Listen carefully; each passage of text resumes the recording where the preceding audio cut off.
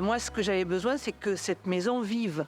C'est le plaisir de découvrir des nouvelles personnes. La première idée, c'est d'aider un jeune. Moi, je me retrouve avec ma grande maison vide. Et bien, si ça peut profiter avec un jeune, j'y profite.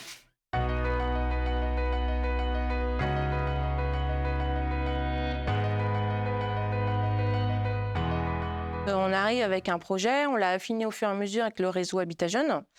Donc on est arrivé à une sorte de kit un peu d'organisation. On va chez les hébergeurs, donc un couple d'hébergeurs et leur fille qui accueillent du coup une jeune. Bonsoir. Bonsoir Anne de Fouine. Bonsoir, ça va? Ça va et vous? Oui. Très bien. HTH, c'est un dispositif où des hébergeurs vont pouvoir mettre à disposition de jeunes des chambres chez eux. Ça aide à payer un petit peu ses factures. Il y a un modèle de contrat d'hébergement, de contrat de bail qui est tout fait, on a juste à l'utiliser. Parce que moi, je sais très bien que si je mets une annonce au Bon Coin, je vais être inondée d'appels. C'est une première expérience, vraiment toute première expérience. Quand j'ai vu ce journal, je dis après tout, on pourrait peut-être reprendre des petits jeunes comme ça. Il recherchait des personnes pouvant héberger des jeunes. Et donc, j'ai dit oui, ça peut m'intéresser. Voilà, j'ai trouvé l'asso et je trouve que c'est bien aussi, parce que ça permet d'avoir un lien. La rencontre avec le foyer des jeunes travailleurs, la rencontre avec Anaïs et sa famille nous ont plutôt encouragés à accueillir comme ça Anaïs de façon régulière. En alternance, ça nous convient pleinement puisque finalement c'est quelques jours par semaine. Par rapport à notre vie de famille, nous laisser un petit peu de temps. En tant que maman, j'ai la même contrainte, c'est de trouver un logement à ma fille à l'étranger. Donc en contrepartie, je logeais une étudiante à la maison. Puisque là, il y a quand même un territoire qui, économiquement, a du mal à recruter des salariés. On voit qu'accéder à un hébergement ou acheter une maison, c'est très compliqué sur le territoire. On peut avoir aussi bien des jeunes qui viennent de la commune d'à côté, qui n'ont simplement pas de moyens de locomotion. On peut avoir des jeunes qui viennent de l'autre bout de la France, ou bien on a des jeunes des fois qui viennent même de l'étranger. J'ai appelé l'Office du tourisme qui m'a orientée vers différents organismes, soit des particuliers, soit l'association. Et du coup, j'ai contacté l'association. C'est difficile de trouver un logement ici à période d'été.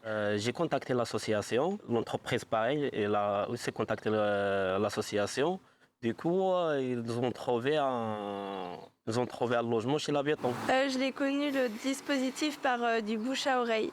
C'est mes parents qui se sont renseignés. Du coup, j'ai proposé à ma copine aussi pour son apprentissage et tout ça. Et après, ça s'est fait plutôt naturellement. Mais c'est la première fois que je loge ailleurs. Donc, vous soyez familial. Voilà, ça me permet d'avoir un logement avec plus de vie que si j'avais un logement traditionnel tout seul. Parce que ça permet à des hébergeurs de créer du lien social, intergénérationnel, avec des jeunes et puis des moins jeunes, et puis pour certains, de rompre d'un certain isolement. L'idée, c'est d'utiliser les biens de toute personne, de pouvoir valoriser en fait les maisons qui vont être plus grandes et qui vont avoir de la possibilité d'accueil chez eux.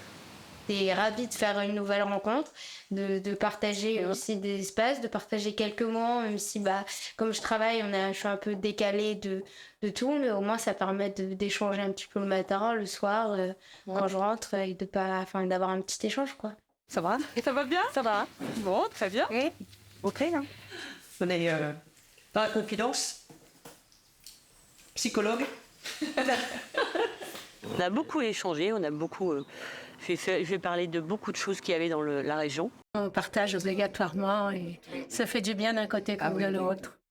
Je suis assez libre de mes sorties, j'ai pas de contraintes, mais en même temps d'être avec quelqu'un et de pas être toute seule. Ça permet d'échanger aussi le soir, notamment pendant les repas. Ça permet de ne pas être forcément tout seul.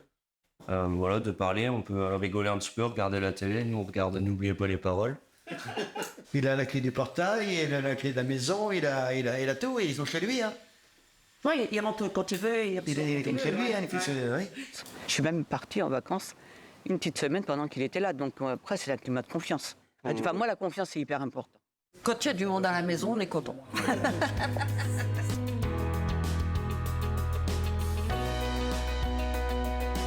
Les jeunes hébergés vont avoir les mêmes droits qu'un résident qui habite sur notre résidence. Il va pouvoir bénéficier des différents services. à savoir l'accompagnement individuel, l'accompagnement collectif avec les animations en soirée ou en week-end, et puis également des services tels que le restaurant. Il va pouvoir aussi créer du lien avec d'autres jeunes qui vont être présents ici, donc ça permet vraiment d'ancrer le jeune sur le territoire et qu'il puisse vraiment s'y installer par la suite. On a partagé des sorties ensemble, des pique-niques, on a visité des choses ensemble. Et nous, en fait, on est entre les deux, on est pour les deux parties, si vous voulez. On essaie que les binômes fonctionnent bien, donc on rencontre le jeune, on rencontre les hébergeurs. Et le but, c'est de faire que ça se passe bien et qu'ils s'entendent au mieux possible, quoi. Parce que c'est un dispositif qui est très souple. Le but, c'est vraiment de répondre à un besoin et que ce soit temporaire. Tout le monde se fait confiance. Il n'y avait pas de rien de fermé. C'est une confiance dans les deux sens. Le respect avant tout et la confiance. Intégrer le dispositif d'hébergement temporaire chez l'habitant, c'est aussi avoir des valeurs de solidarité et d'aide auprès des jeunes qui sont en difficulté pour chercher un logement. On sait qu'on est là pour aider un jeune et le partage vient après, mais c'est ça l'essentiel, c'est avoir envie d'aider un jeune. On n'avait jamais encore habité tous les deux. On devient plus autonome, forcément. On s'installe, on prend nos marques et puis ça va le faire.